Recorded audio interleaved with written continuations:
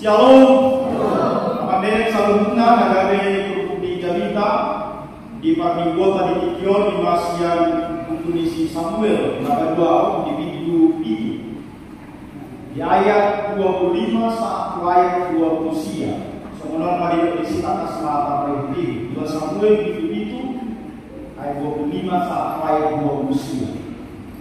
Atau ada di baca coba saya pahok maha tanau pinang-bagami tarimo tunako somondo tarimo pinopana sangat rodi saliring-liring jalabahin makupak bagami asa tipul warang rodi saliring-liringna asa rohon dihalak somono Jehovah Zebau duri bata Israel jalahok ia pinopar dinakosor sedabit dijudumi aibo ali Jehovah Zebau di batan Israel bunga di papatahok pinggol nina posomon hataon ahu padong doktor di mosa da bagas alani hiupai naon mana kasomanan rohani na posomon mana niakon tuhotan nianon ope haleluhan Jehovah posatido di bata jala hasitonga doa kahata jala nunga di parbaga-baga tuna posomon hata nadingganon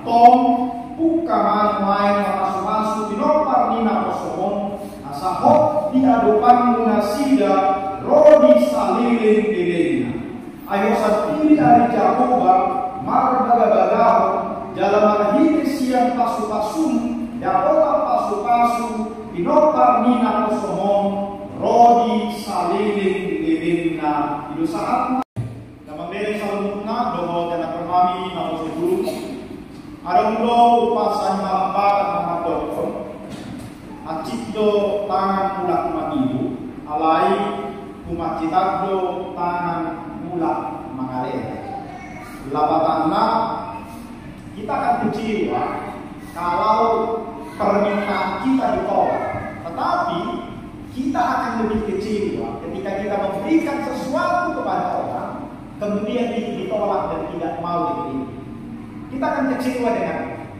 dalam beda salutuna itu namasa ditubuh kosa sektor.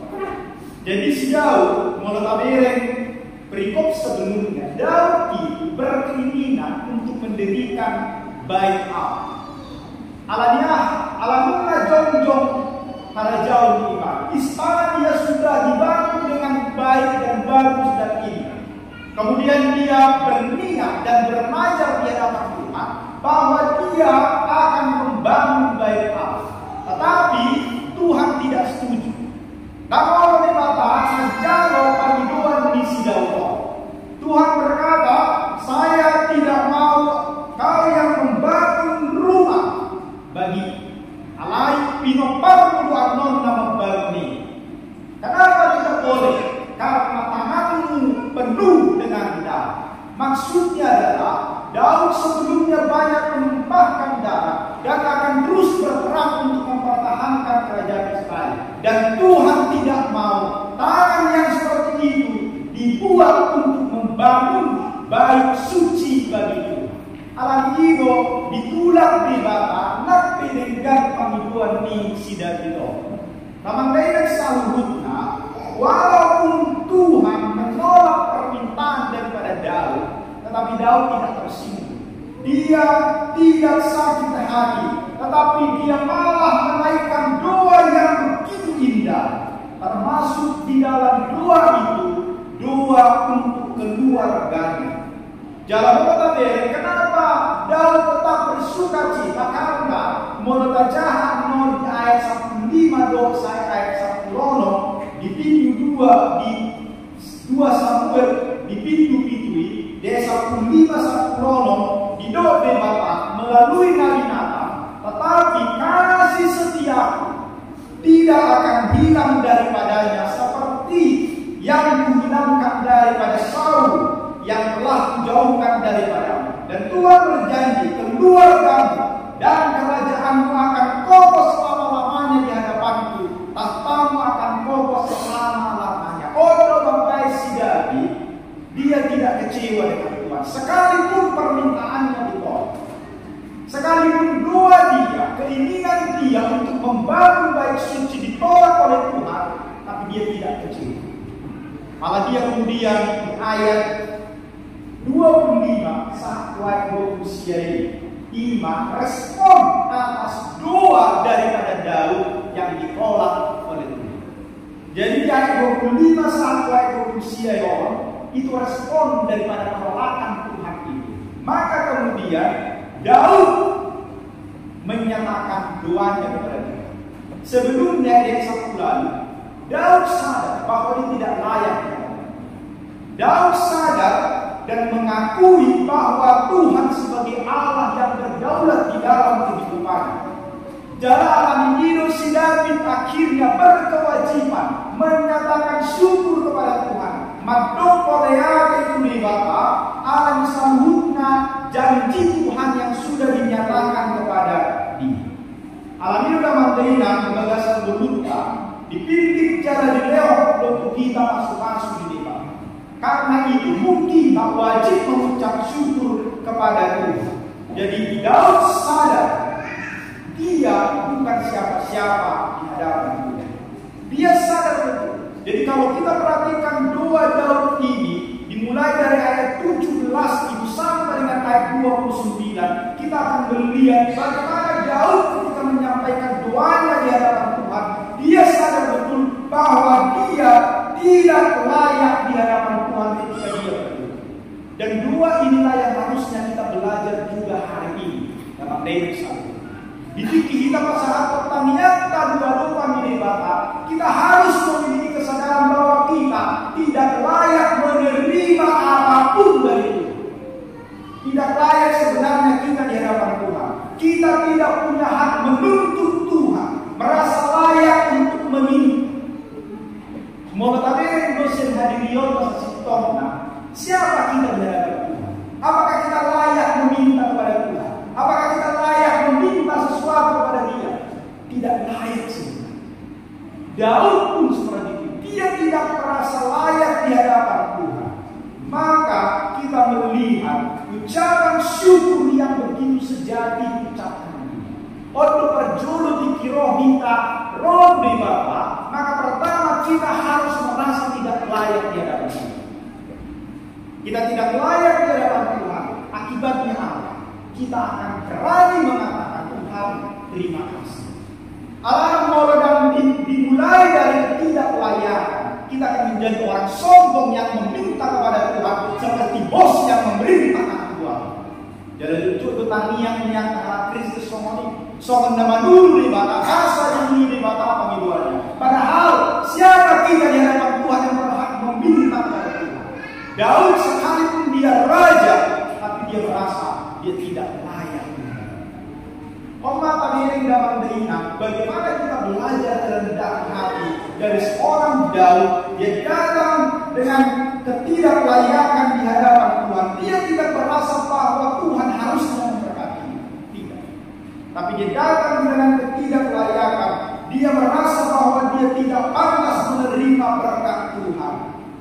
Alani dalam deringat di kitab yang lain. Apakah kita layak menerima semua yang ada pada kita sekarang? Sebenarnya kalau kita sadar kita tidak layak mendapatkan itu. Alai masalah di dalam pasu-pasuna kita. Alani ini dikumpul kalau Tuhan mau lihat imam disalibna dalam penasehat Tuhan. Kenapa? Karena kita tahu orang mana jom mana masuk mau lihat itu di bawah. Karena dia sadar dia tidak layak menerima. Dari situlah muncul ucapan syukur. Dari situlah muncul ucapan terima kasih. Karena merasa tidak layak di hadapan Tuhan. Tuhan semesta alam. Dia mau mengasihi kita. Dia mau memberkati kita. Bukankah itu sesuatu hal yang luar biasa dan kita tidak layak menerima. Alam ini dimulai dari ayat 25 sampai dengan ayat 29. Respon daripada Daud atas janji Tuhan. Jadi Daud kemudian di bagian ini sekalipun dia merasa tidak layak, karena sekarang dia mengenal siapa Tuhan itu, yang tidak mungkin Tuhan itu akan berubah. Ada pendeta Tuhan Yesus tidak berubah sampai selamanya. Janji Tuhan tidak berubah. Jadi karena didorong oleh dia mengenal Tuhan dengan baik, bahwa Tuhan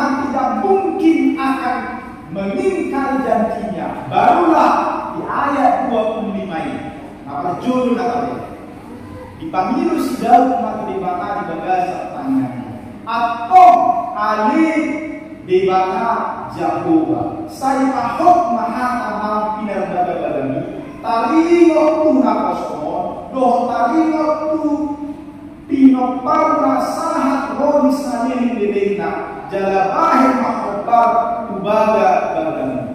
Dan sekarang ya Tuhan, tepati waktu selama-lamanya janji yang kau ucapkan itu mengenai hamba-Mu, mengenai keluarganya, dan lakukanlah seperti yang telah Engkau janjikan. Daud bukan ragu akan berkat Tuhan atau janji Tuhan yang akan dinyatakan kepada dia. Dan nasangsi mana di hasatiau ini maka dia kepadanya justru meyakinkan dirinya bahwa Tuhan pasti akan menepati janjinya. Bahwa nahon rohatan ini bataro di salirin lilingna, hoto gaga-gaga ini bata roh di salirin lilingna, jala hoto pasu-pasu ini bataro di salirin lilingna. Jom madona olong bau. Tetapi Tuhan tidak pernah berubah. Hakim mengatakan bagi edeni kumuatan. Tuhan itu tidak pernah berubah. Janjinya tetap. Kalau Tuhan mengatakan dia akan melakukan ini, maka dia akan melakukan ini. Ada yang mencoba berbeda. Asing roh hata somari, asing roh hata masuk, asing roh hata haduan musik. Kita berubah. Kita berjanji, kita mengingkari. Ada yang mendenaikan, ada yang berjanji, ada yang mengingkari. Semua ini mencoba. Kita punya banyak janji. Kalau emak lupa, tanpa merasa bersalah. Padahal kita yang berjanji. Sudah janji kita ketemu jam 5, roh kita tetap itu. Biasa deh kan? Padahal sudah habis pohon karet dari sekitar kita. Alai meja terus jam. Itu yang terjadi. Alai mau perminggota selalu kita harus tepat waktu. Tidak boleh bergeser dari setengah 11. Karena memang harus seperti itu. Dalam lain sangat guna. Jom madona orang ubah-ubah, tetapi Tuhan tidak pernah berubah. Janji Tuhan, dia pasti akan ditepatinya.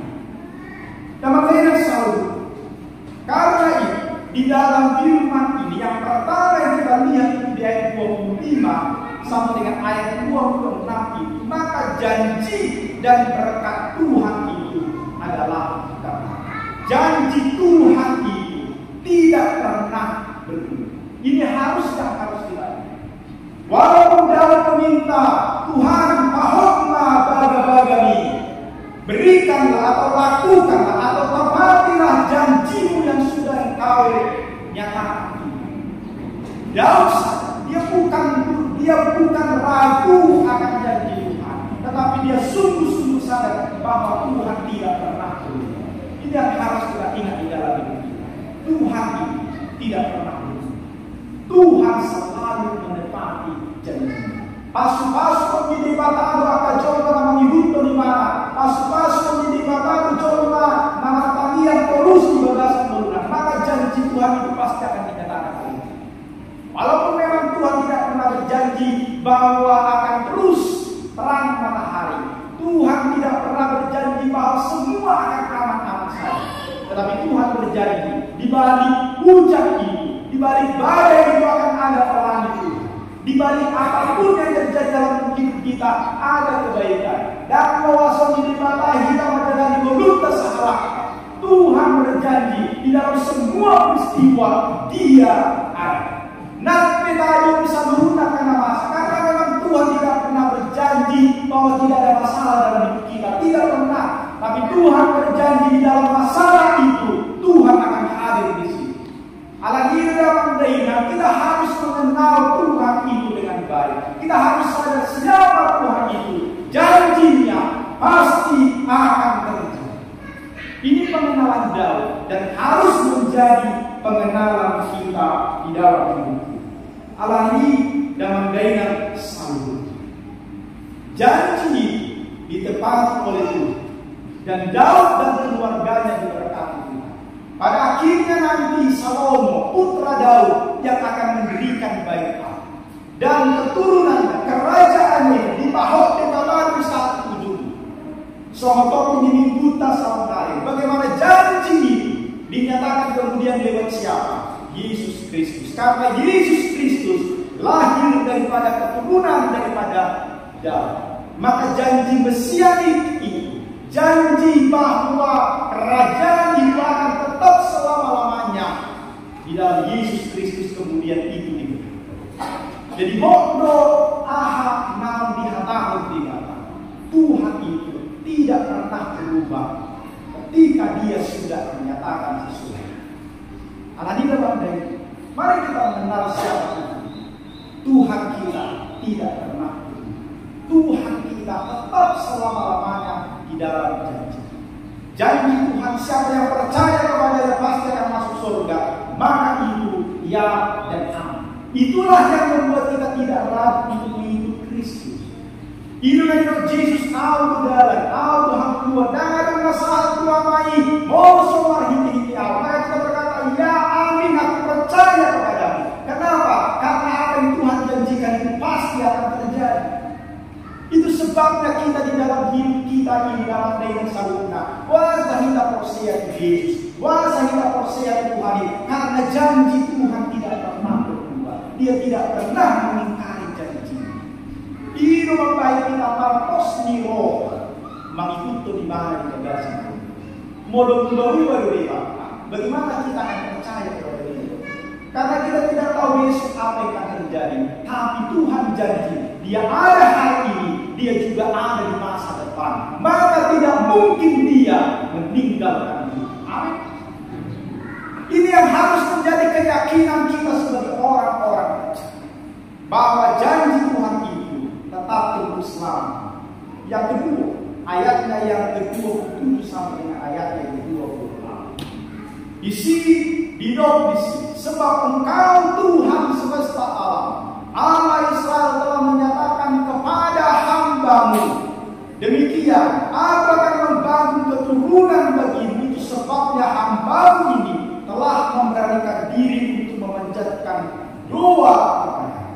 Jadi janji Tuhan, apa yang begitu, bahwa janji Tuhan mengari bapak terhormat pinggul minyak semua atau apa mencoba di hosa ada bagas. Itu artinya janji keturunan akan Tuhan berikan.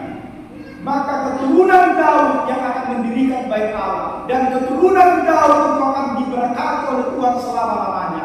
Dan kita lihat janji itu kemudian digenapi di dalam Yesus Kristus. Janji keturunan itu.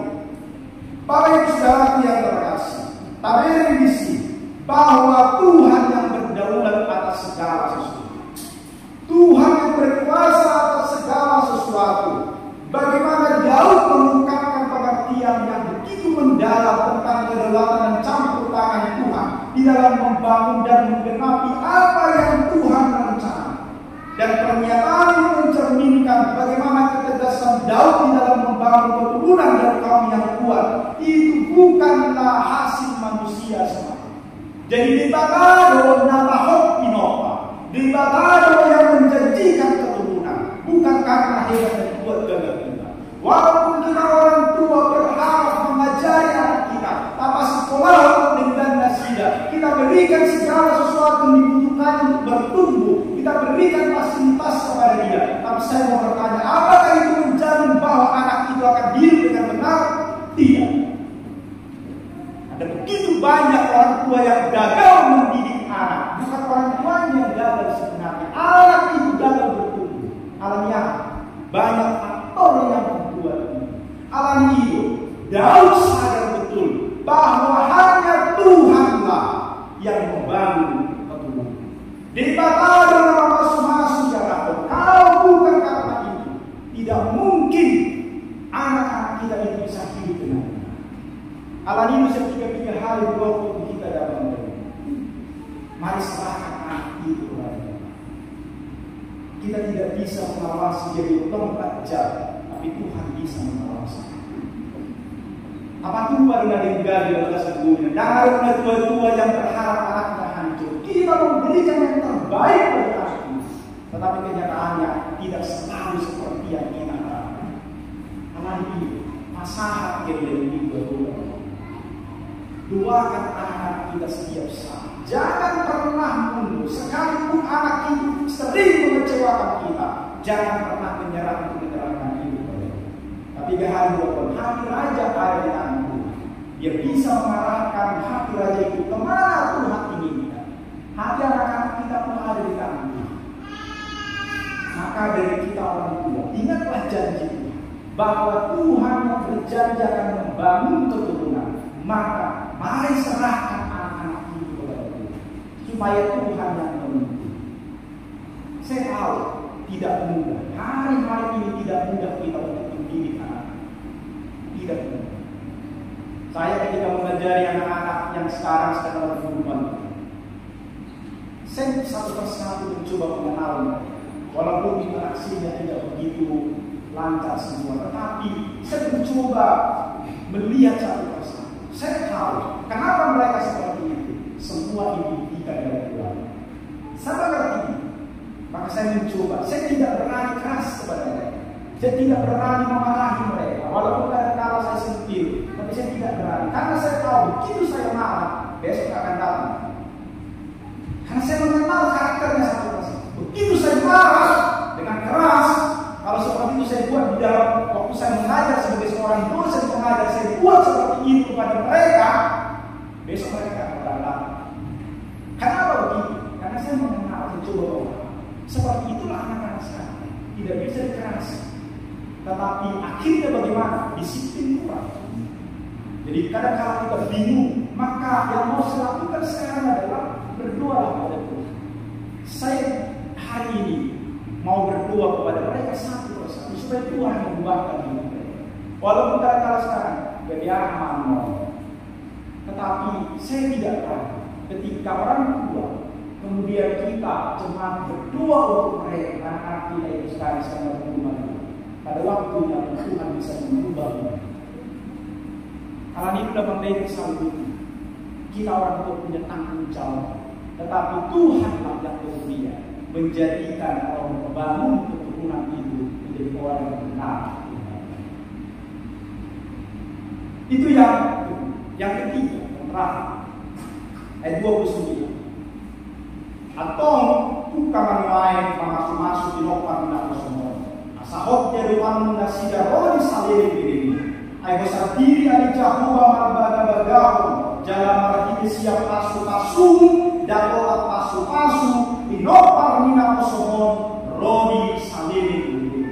Kemudian di bagian terakhir itu, Daud menyampaikan permohonan, doa kepada Tuhan, yaitu apa?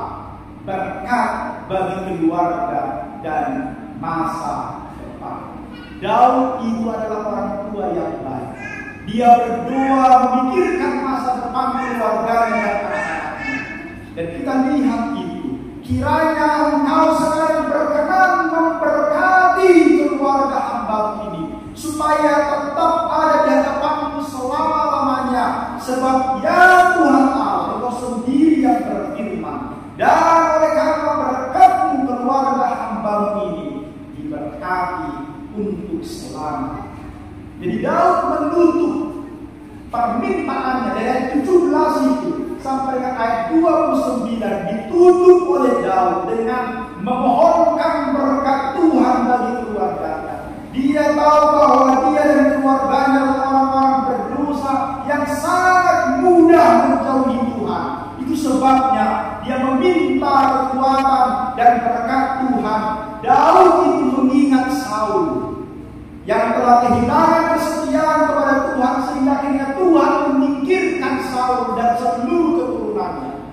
Tinggal Mephiboset, satu-satunya keturunan Daud, dan seluruh anak-anaknya mati. Itu diingat oleh Daud. Daud mengingat Saul yang telah kehilangan kesetiaannya kepada Tuhan. Jadi Daud tidak merasa dia dan keluarganya lebih baik daripada Saul.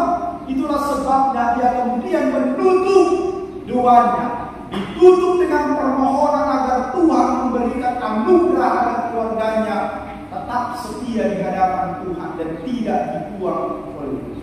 Jadi kita melihat di situ ada dua hal yang diminta oleh Daud. Pertama, dia meminta berkat Tuhan atas keluarganya, dan yang kedua, dia meminta supaya keluarganya tetap setia di hadapan hadapan Tuhan. Oh, dengan Pangilo dan Magdalena bertemu ternyata Pangilo asal dimaksud-maksud harta keluarga. Dan yang kedua, kita doakan supaya keluarga kita, anak-anak kita setia mengikuti Tuhan, mengikuti Yesus. Tidak mungkin rohana alamnya akan merasa di bagasan guru dan ditinggal di mana Yesus. Itu tanggung jawab kita. Daud berdua seperti itu. Dia tahu tidak mungkin dia akan terus hidup, tidak mungkin dia akan terus mengarahkan keluarganya, sehingga sekarang dia meminta kepada Tuhan supaya Tuhan memberkati keluarganya dan supaya Tuhan membuat keluarganya, anak-anaknya tetap setia mengikut Tuhan. Jadi kekhawatiran daripada Daud tentang bagaimana nanti keturunannya, dia tahu. Dan kita lihat ya, setelah itu keluarga Daud itu hancur. Ya, mereka bertengkar, saling membunuh satu dengan yang lain. Bahkan kerajaannya pun akhirnya pecah menjadi dua. Dan setelah dua itu pecah itu, kemudian kerajaan Israel ini ditawan oleh Babel, ditawan oleh Asyur. Dan kita melihat itu. Sekalipun Daud sudah meminta supaya keturunannya itu diberkati oleh Tuhan, memang tidak ada raja yang lebih hebat daripada Salomo. Tapi setelah Salomo, apa yang terjadi? Walaupun itu terjadi karena perlakuan Daud sebelumnya, karena dia berselingkuh dengan Batseba, sehingga Tuhan berkata, tidak akan pernah lepas pedang daripada keluarga. Maka kita orang tua pun dalam dengan sabun bertanggung jawab atas anak kita. Mau sitong nawi na tua-tua, maka kepada anak kita itu kutuk itu anak.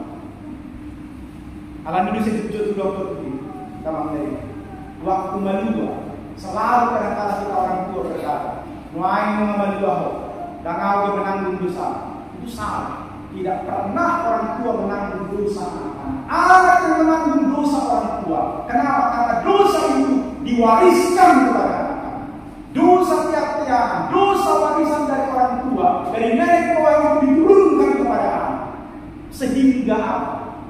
Ketika hidup kita benar, maka anak-anak kita tidak kaya. Tapi ketika orang tua melakukan perzinahan rohani, maka anak-anak juga dikutuk oleh Tuhan. Itu sebabnya kita orang tua harus sungguh-sungguh dari orang tua yang aktif supaya diberkati keluarga kita. Daud ini, dia memang setia di hadapan Tuhan, tetapi ada waktu dia berbuat kesalahan.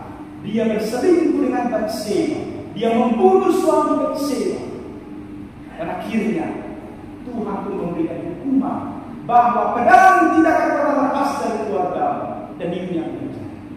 Anaknya Salomo kemudian memimpin kerajaan, tapi kemudian diserang oleh panglima Salomo. Pecahlah kerajaan Israel menjadi dua, kerajaan selatan dan kerajaan utara. Kerajaan selatan akhirnya ditawan ataupun diperbudak oleh Babel, dan kerajaan utara diperbudak oleh Asyur. Dan itu yang terjadi, tidak pernah lagi ada berdiri kerajaan yang utuh. Walaupun akhirnya kerajaan yang utuh itu sekarang dipenuhi oleh Yesus Kristus. Dan Kristuslah yang menjadi keturunan Daud yang kemudian memenuhi janji. Dan dengan selalu kekhawatiran Daud akan keluarga. Sesungguhnya ini menjadi kekhawatiran daripada kita orang tua hari-hari di zaman. Anak-anak kita besarkan tetap setia menjadi saksi-saksi Kristus. Bagaimana mereka keluarga itu bisa terjadi? Kita belajar daripada Daud. Kelemahan Daud tidak boleh kita lihat, tetapi bagaimana dia berdoa untuk keluarganya supaya diberkati dan supaya tetap setia. Itulah menjadi tanggung jawab kita sebagai orang tua. Jangan pernah berhenti berdoa untuk keluarga kita.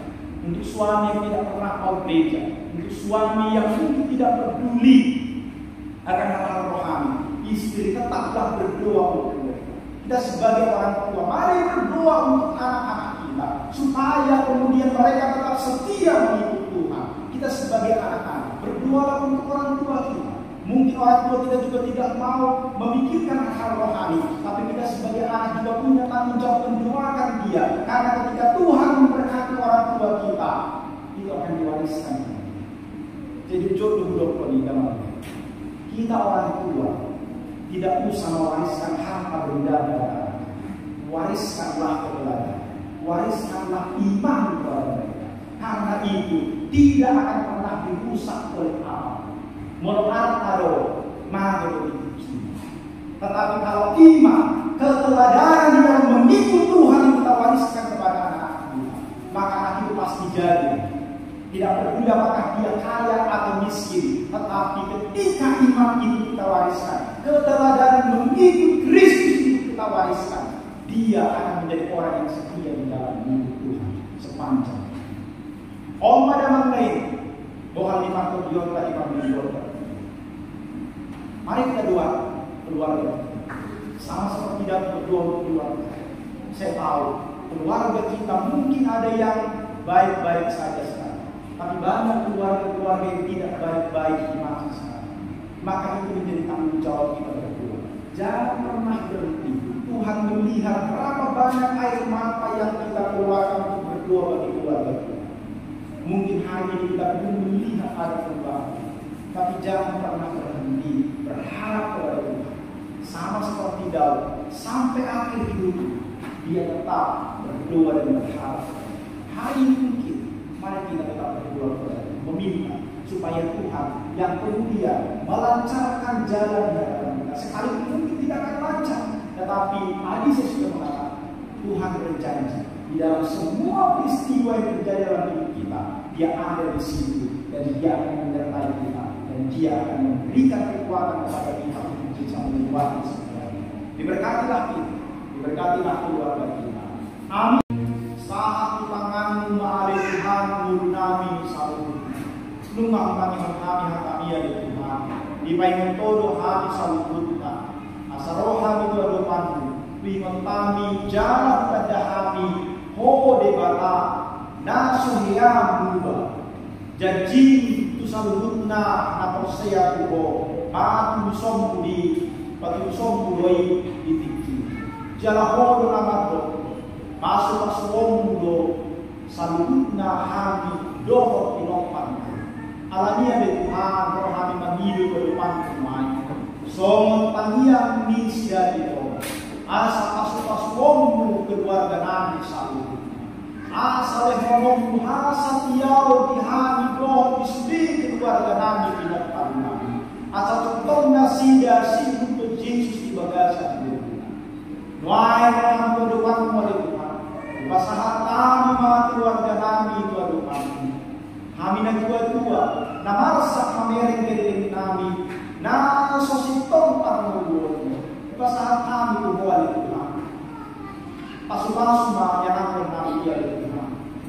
Leho marohan ni nasida na olo buba. Asa nang ditutup nasida doon. Asa olo nasida buba. Asa ditada nasida huwa ni Tuhan.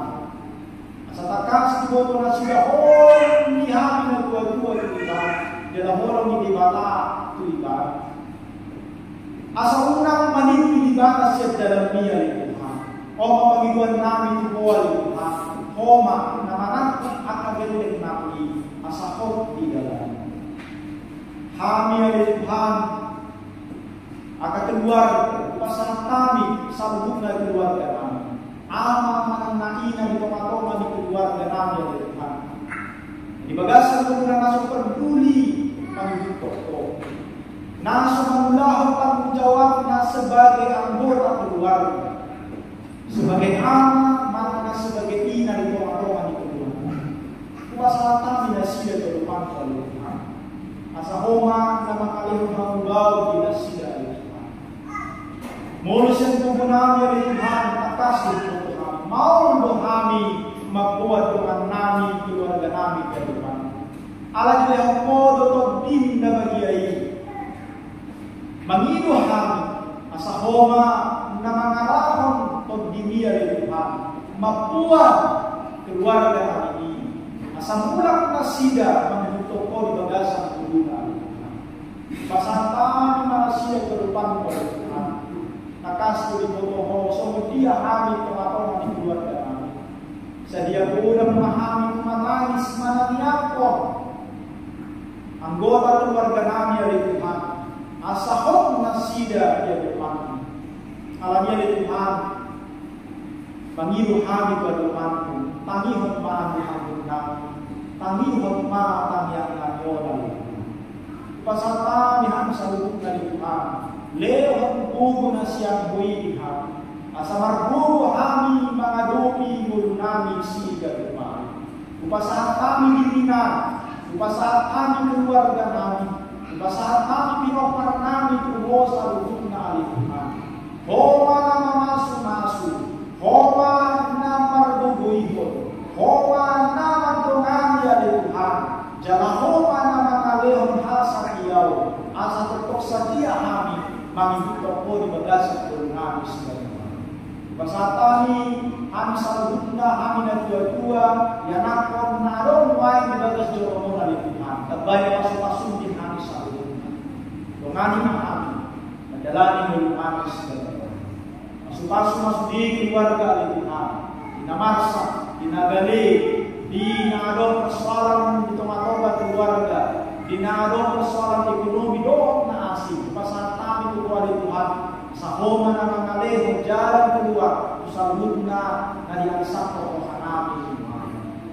Pasahan kami hamula din namin tudupan kumaya, Tuhan, ang taniyak kami marindi Jesus Kristus Tuhan. Amin. Amin.